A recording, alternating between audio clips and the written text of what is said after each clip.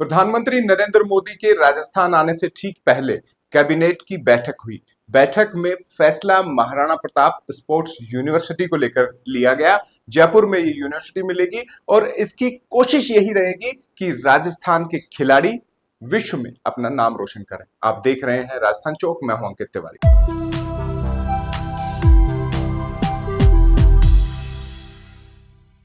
Rajasthan cabinet की बैठक में कई महत्वपूर्ण फैसले लिए गए।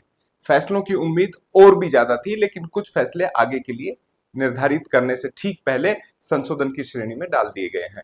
बैठक में सबसे महत्वपूर्ण फैसला महाराणा प्रताप स्पोर्ट्स यूनिवर्सिटी को लेकर हुआ और साथ ही सरकारी कार्मिकों के दिवंगत होने की स्थिति में जो परिजनों को पेंशन मिलती थी वो 50% करने के प्रस्ताव को मंजूरी दे दी गई। एनआरआई कोटे से मेडिकल कॉलेजों में जो प्रवेश मिलता था उनमें फीस में भी राहत दी गई है और सोलर परियोजनाओं को लेकर भूमि आवंटन को भी हरी झंडी दी गई है। कैबिनेट बैठक के बाद मंत्री और उप मुख्यमंत्री ने प्रेस वार्ता की। प्रेस वार्ता कर बताया कि राजस्थान की कैबिनेट के फैसले जनता के कितने हित में। आइए आपको सुनाते हैं उप मुख्यमंत्री प्रेमचंद बैरवा और कैबिनेट मंत्री जोगाराम पटेल ने क्या कहा। दिव्यांग संतान के लिए पारिवारिक पेंशन के प्रावधानों का सरलीकरण एवं विभिन्न विभागों में कार्यरत कर्मियों को पदोन्नति का लाभ देने के लिए सेवा नियमों में संशोधन सहित अन्य कई महत्वपूर्ण फैसले किए गए हैं।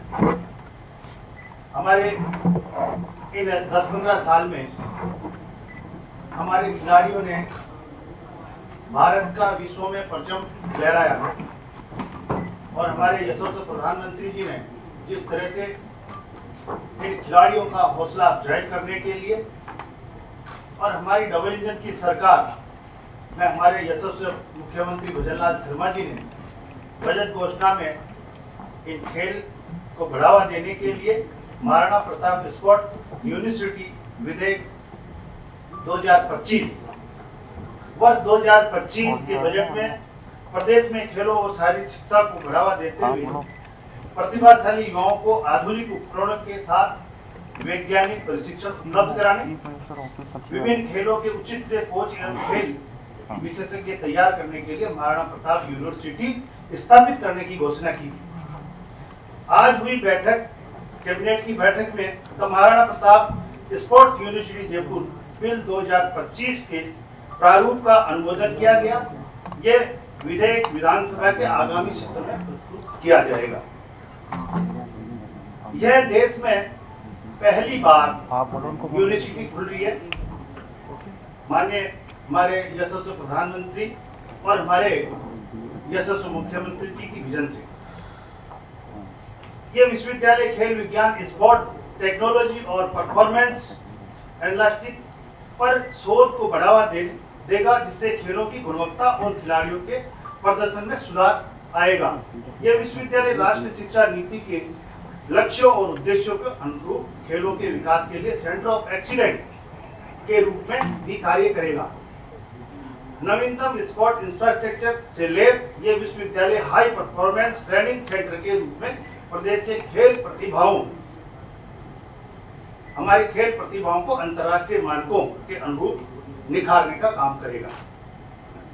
एक और हमने राज्य में मेडिकल कॉलेजों में एनआरआई कोटा फीस में संशोधन किया है कि हमारे जो एनआरआई कोटा से जो विद्यार्थी आते थे उनकी फीस करीब 31 लाख के करीब थी और हमारे जो मैनेजमेंट कोटा की सीटें थी उसमें 9 लाख रुपए थी।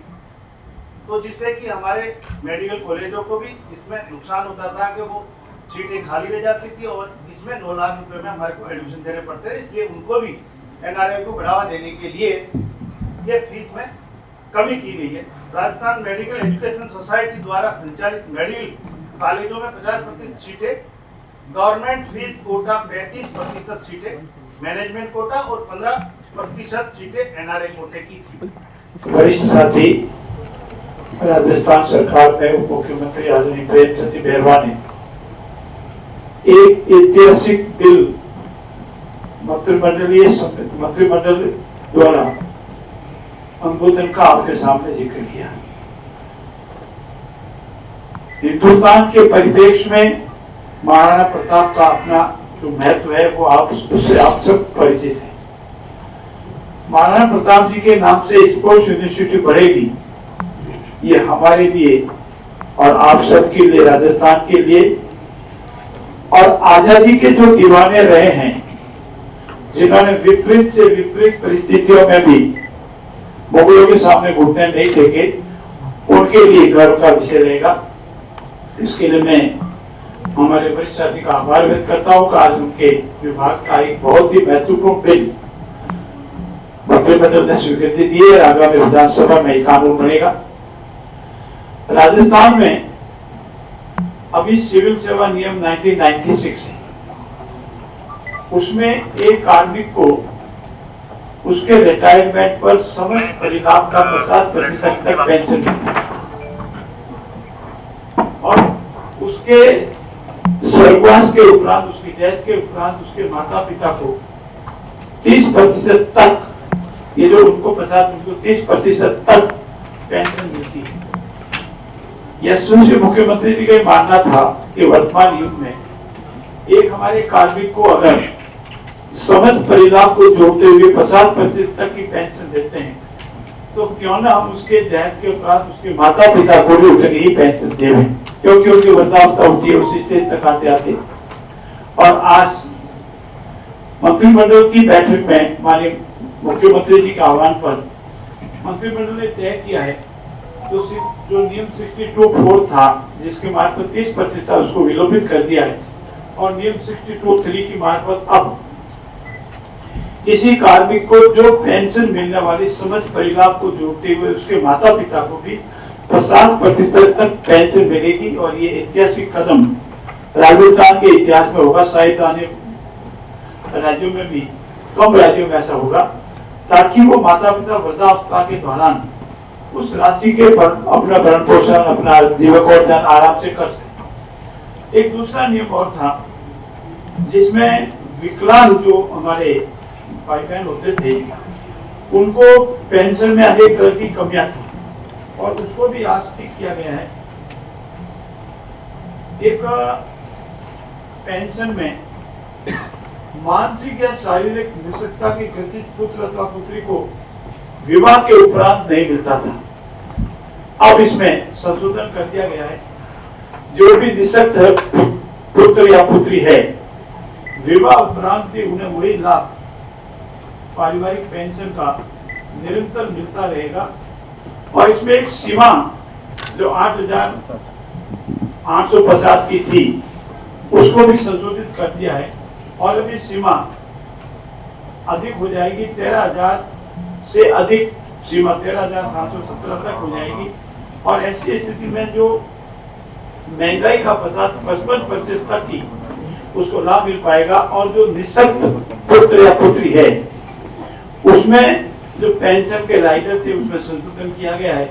और ऐसी स्थिति में चाहे माता पिता को लाभ मिलने वाला, जो वैसे मैंने पहले बताया, या एक कार्मिक के निःशक्त जो पुत्र या पुत्री है विवाह उपरांत भी उन्हें वो बेनिफिट मिलेगा। उस बेनिफिट का जो लाभ मैं आपको सामने बताया। तीसरा जो संशोधन किया है, हमारे पर्यटक दृष्टि से राजस्थान बहुत ही महत्वपूर्ण है और राजस्थान में पर्यटकों को बढ़ावा देना हमारी इकोनॉमी को बढ़ावा देने के साथ होता है, क्योंकि राजस्थान में चाहे जैसलमेर का एरिया हो, शेखावटी का एरिया हो, जोधपुर उदयपुर का एरिया हो, चाहे हमारे घरेलू पर्यटक हो या विदेशी पर्यटक, अलग अलग क्षेत्रों में अनेक समय आते रहते हैं।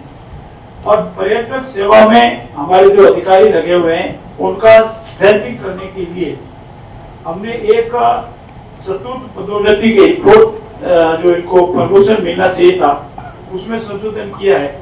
और अब हमारा जो वरिष्ठ निदेशक है, सीनियर जो डायरेक्टर है, उसको भी 4th प्रमोशन मिलकर वो वरिष्ठता तक पहुंच सकेगा। ये इसमें एक संशोधन किया गया है राजस्थान पर्यटन सेवा नियम 1976 में। और आज से ये जब भी हम इसको अनुमोदन हो जाएगा। और साथ ही साथ जो संग्रहालय सेवा नियम 1967, क्योंकि हमारे संग्रहालय को देखने भी बहुत लोग आते हैं और उनमें जो हमारा पे लेवल 18 का जो लेवल था उसमें भी संशोधन कर दिया है और अब नवसृजित पद सम्मिलित किया जा रहा है, जिसमें विभागीय अधिकारियों की तृतीय पदोन्नति के अवसर उपलब्ध होंगे और जिससे कार्यों में गुणवत्ता, दक्षता और प्रभावी नियंत्रण स्थापित हो सकेगा। तो जो पर्यटक को बढ़ावा देने के लिए हमारा था, उसमें भी आज ये 3 संशोधन किए गए हैं और हमारा अक्षय ऊर्जा बढ़ाना हमारा सबसे बड़ा लक्ष्य है। राजस्थान को ऊर्जा में आत्मनिर्भर बनाने के लिए अक्षय ऊर्जा हमारा सबसे बड़ा, इसीलिए हमने 52,000 करीब मेगावाट क्षमता के सोलर प्लांट लगाने का जो निर्णय लिया है, उसके तहत आज कुछ कंपनियों को और जमीन आवंटित की गई है और हम प्रयास करेंगे कि बहुत जल्दी हमारा राजस्थान न केवल आत्मनिर्भर बने। 5,200, मैंने जो 52,000 बोला है 500 है, 5,200। मेरा आप सबसे अनुरोध है कि हम राजस्थान को अक्षय ऊर्जा में विश्व में और प्रदेश में और भारतवर्ष में सबसे अधिक उत्पादन वाला प्रदेश बनावे, आत्मनिर्भर प्रदेश बनावे। किसानों को, हमारे जो उद्यमी है उनको, और घरेलू में जो उनको बिजली मिलती है वो आवश्यकता के अनुसार, और किसानों को दिन में, अभी हमारे करीब अनेक जिलों में काश्तकारों को दिन में बिजली में देने हमने प्रारंभ कर दिया। धीरे धीरे 1 साल के अंदर पूरे राजस्थान में दिन में किसान काश्तकारों को बिजली दे रहे, बिजली उत्पादन में आत्मनिर्भर बनेंगे। ये आज की कैबिनेट में मोटे मोटे निर्णय हुए हैं। मैं पुनः आप सबका आभार व्यक्त करता हूँ।